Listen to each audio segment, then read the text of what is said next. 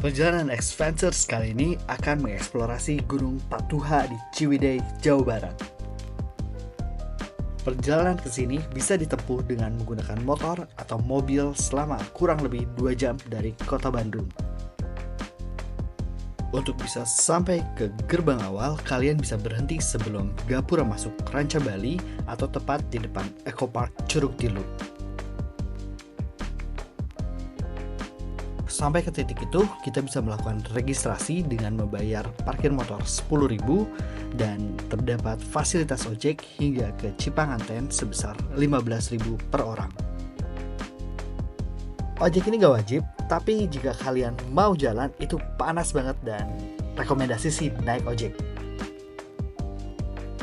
Di awal pendakian, setiba dari pos ojek, kalian akan menemui kebun stroberi milik warga. Kalian bisa langsung mencicipi atau ikut memetik stroberi ini. Stroberi yang dipetik akan dikenakan harga 30.000 sampai 50.000 untuk setiap kilonya.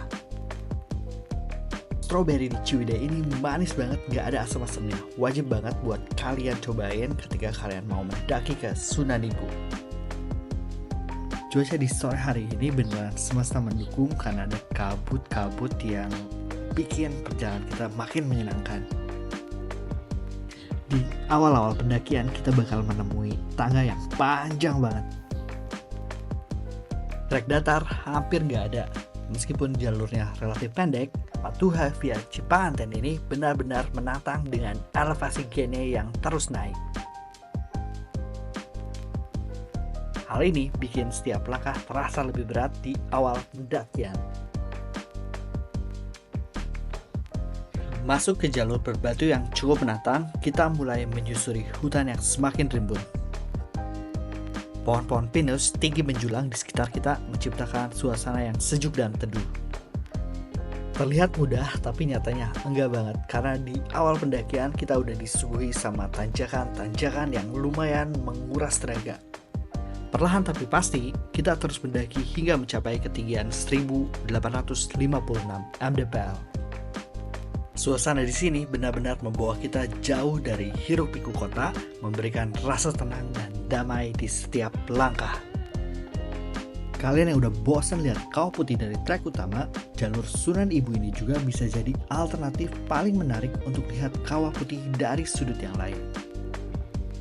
Pastinya jauh lebih indah, terutama dengan hamparan awan ketika sunrise-nya.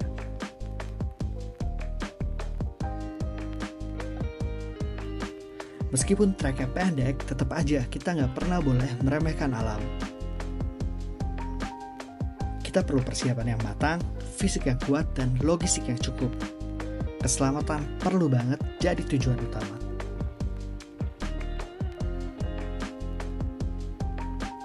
Perjalanan dilanjutkan dengan menyusuri hutan pinus yang teduh sebelum akhirnya tiba di pos 1. Tempat kita bisa beristirahat sejenak di warung-warung kecil milik warga. Ini adalah warung pertama yang bisa kita temuin setelah melakukan pendakian yang curam. Gak securam Gunung 3000 mdpl sih, tapi tetap aja trek di Gunung Patuha ini bikin dengkul kita lemes-lemesan. Gunung ini cukup baik untuk jadi pemanasan sebelum kalian memulai trekking ke gunung-gunung yang lebih tinggi lagi. Jangan khawatir karena banyak warung bersebaran di sepanjang perjalanan. Setelah melewati pepohonan, kita lanjutkan melewati hamparan kebun teh yang hijau dan menyejukkan mata. Cuaca hari ini cerah dengan langit yang berawan, menciptakan suasana yang sempurna untuk mendaki. Perkebunan teh di Ciwidey dimulai pada era kolonial Belanda pada awal abad ke-19, sebagai bagian dari kebijakan tanam paksa.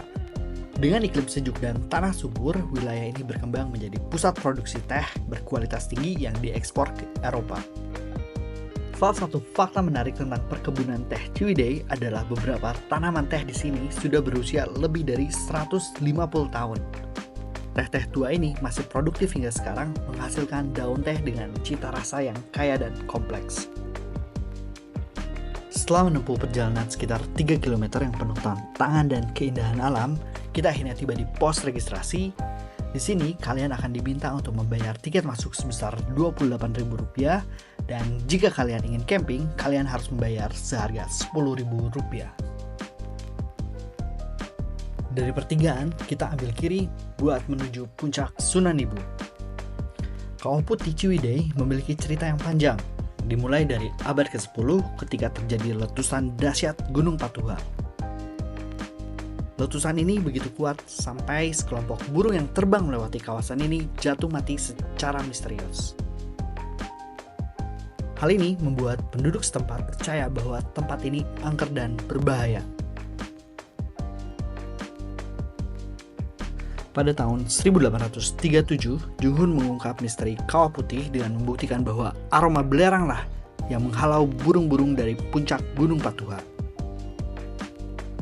Kawah Putih terbentuk dari kaldera letusan Gunung Patuha yang berwarna biru kehijauan.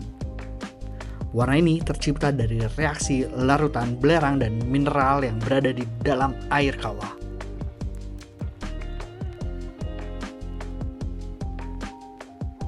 Dan akhirnya setelah 2 jam perjalanan, kita akhirnya tiba melihat Sunan Ibu dan Kawah Putih dari sudut selatan.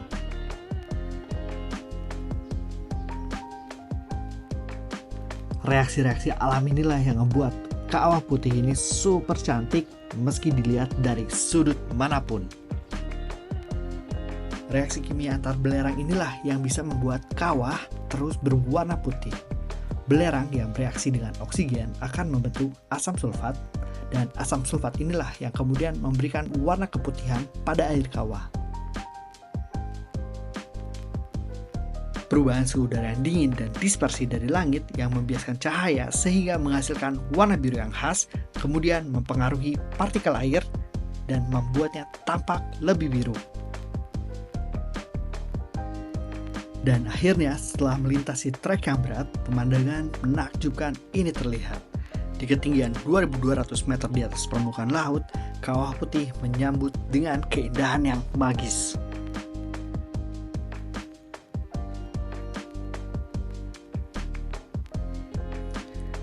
Dari ketinggian ini, Kawah Putih terlihat begitu damai dan memukau. Sebuah hadiah dari alam bagi mereka yang berhasil menaklukkan Gunung Patuha via Sunan Ibu.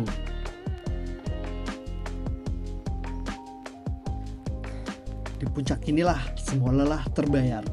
Perjalanan yang penuh tantangan membawa kita pada keindahan yang tidak pernah terlukiskan. Sebuah momen untuk diingat dan sebuah cerita untuk dibagikan. Sunrise di Kawah Putih mengubah kanvas alam yang begitu mempesona. Setiap warna, setiap bayangan menciptakan pemandangan yang serasa mimpi.